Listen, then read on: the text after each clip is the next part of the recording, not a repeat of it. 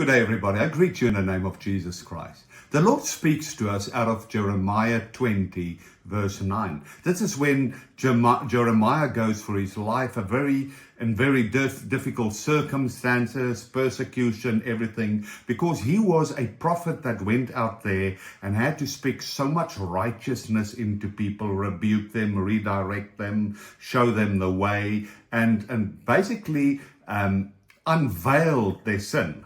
So in verse 9 he says, "If I say, I will not make mention of the Lord or speak any more in his name, in my mind and heart it is as if there were a burning fire shut up in my bones, and I'm weary of enduring and holding it in.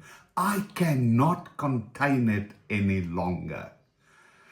You know what? That is absolutely what we as sons and daughters of God should live and proclaim and decree and declare.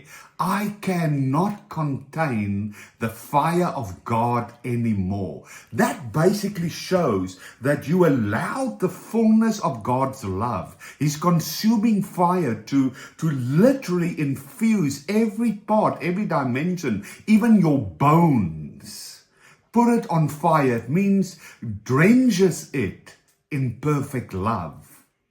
So then you become that consuming fire of love. That he said, even if I try, I cannot stop it.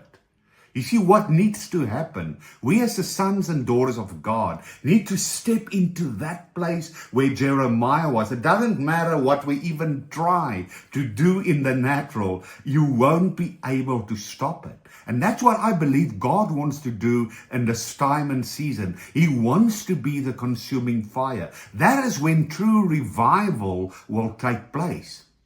And that's why we need to really engage him as fire, as love, and allow him to activate that love and fire which he has already put in our DNA. The bones in you carry the DNA of whom you are, your true identity. And your true identity is perfect love, the fire of God.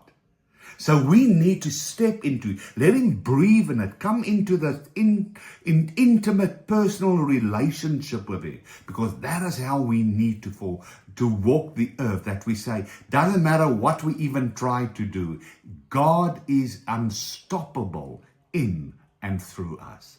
I bless you with that, with the fire of Yahweh. Amen.